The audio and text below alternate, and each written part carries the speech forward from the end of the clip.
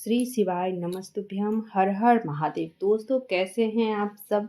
ये बताने के लिए कमेंट बॉक्स में हर हर महादेव जरूर लिखिएगा। माता रानी भगवान भोलेनाथ की कृपा आप सब पर सदा सर्वदा बनी रहे।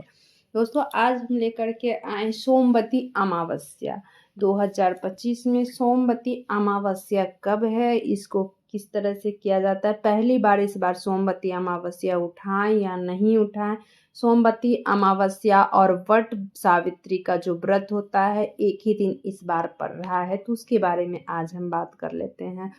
तो हिंदू धर्म में सोमवती अमावस्या का विशेष महत्व है। जब अमावस्या तिथि सोमवार को पड़ती है तो उसे सोमवती अमावस्या कहा जाता है। इस दिन पवित्र नदी में स्नान व दान का विशेष महत्व है। इस दिन व्रत करने के अलावा पितरों को तर्पण करने से पुण्य फल की प्राप्ति होती है। हिंदू धर्म में सोमवार का दिन भगवान शिव व माता पार्वती को समर्पित है। मान्यता है कि सोमवती अमावस्या के दिन भगवान शंकर माता पार्वती की पूजा करने से पति की आयु लंबी होती है व जीवन में सुख सौभाग्य आता है। चलिए अब जान लेते हैं कि सोमवती अमावस्या 2025 में कब है। तो हिंदू पंचांग के अनुसार सोमवती अमावस्या तिथि 26 मई 2025 को है। दोपहर में 12:11 पर प्रारंभ हो रही है और 27 मई 2025 को सुबह 8:31 पर समाप्त हो गई है। तो दोस्तों, सबसे पहले वीडियो को आगे करने से पहले आप लोगों को बताना चाहते हैं कि अगर आप लोग मेरे चैनल पर नए हो तो सब्सक्राइब जरूर कर लीजिएगा, बेल बटन जरूर प्रेस कर लीजिएगा ताकि मेरे अगले नए वीडियो की नोटिफिकेशन सबसे पहले आप तक पहुंच सके। तो बढ़ते हैं आगे। उदया तिथि में सोमवती अमावस्या 26 मई को मनाई जाएगी। सोमवती अमावस्या पर पितरों के लिए वस्त्र, मिठाई और गरीब व्यक्ति को भोजन का दान जरूर करना चाहिए। मान्यता है कि इस दिन ऐसा करने से पितृ प्रसन्न होते हैं। इसके अलावा चावल, दूध, मिश्री, चीनी, चांदी व अन्य सफेद रंग की वस्तुओं का दान करना लाभकारी माना गया है। इस बार सोमवती अमावस्या और वट सावित्री एक ही दिन पर पड़ रही है।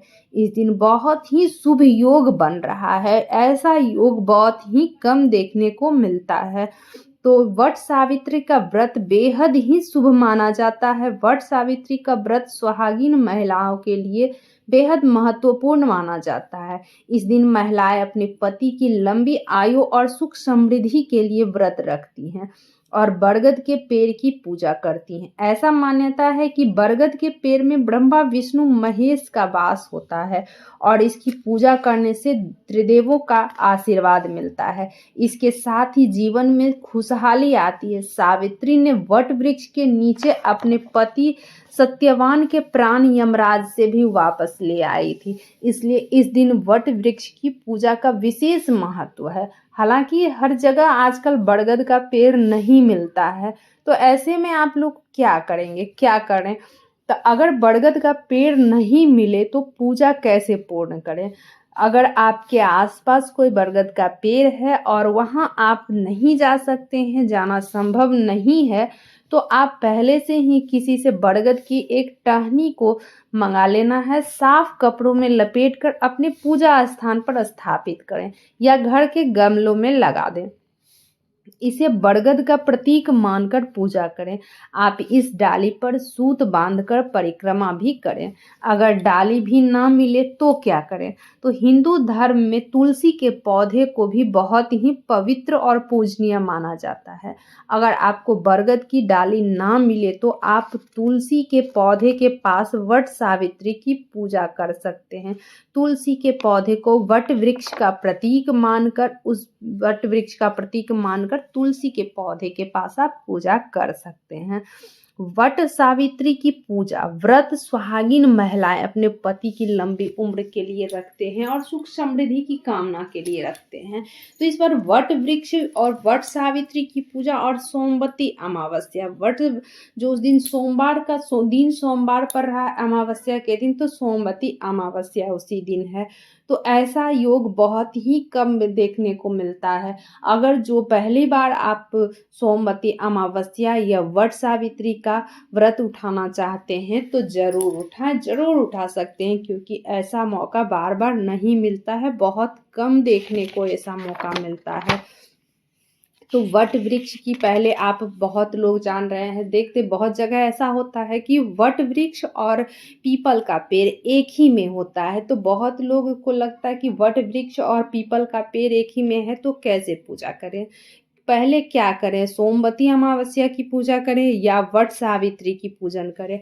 तो ऐसे में आप लोग को करना क्या है कि पहले जो है वट सावित्री की जो पूजा होता है, परिक्रमा होता है वट सावित्री की, जिस तरह से आप लोगों का के यहाँ विधान है उस तरह से आप वट वृक्ष का पूजा कर ले। वट सावित्री की पूजा करके जितने बार भी आप लोग परिक्रमा करते हैं, हर जगह का विधान भी तो अलग अलग होता है, तो उस तरह अपने विधान से अपने विधि अनुसार आप वट वृक्ष का वट सावित्री की पूजा पहले कर लें। उसके बाद आपको सोमवती अमावस्या जो है उसी में आपको वट वृक्ष भी है और पीपल का भी वृक्ष है, तो वो भी अच्छा ही होता है, तो आप उसमें ज़रूर कर सकते हैं। तो आप उसमें पहले वट वृक्ष की पूजा वट सावित्री की कर लें, उसके बाद वट सावित्री की पूजा संपन्न हो जाए तो आप सोमवती अमावस्या का जो पूजन होता है जिस तरह से, तो आप उस तरह से सोमवती अमावस्या का पूजन कर सकते हैं। उस पीपल पेड़ का पूजन करके जितने बार भी आप परिक्रमा करते हैं सोमवती अमावस्या में, तो उस तरह से आप परिक्रमा कर सकते हैं, पूजन करें, पंडित जी को बुलाए, दक्षिणा दे, जिस तरह से भी आप लोगों के यहाँ जो विधान है सोमवती अमावस्या का और जितने बार परिक्रमा करने का विधान है उस तरह से आप सोमवती अमावस्या कर सकते हैं, क्योंकि इस बार बहुत ही शुभ योग बन रहा है। आप लोग अगर पहली बार उठाना चाह रहे हैं तो अवश्य ही उठाएं, जरूर उठा सकते हैं, इसमें कोई दिक्कत नहीं है। श्री शिवाय नमस्तुभ्यम, हर हर महादेव। दोस्तों वीडियो से जुड़ी हुई कोई भी जानकारी चाहिए कमेंट बॉक्स के जरिए पूछ सकते हैं। हर हर महादेव।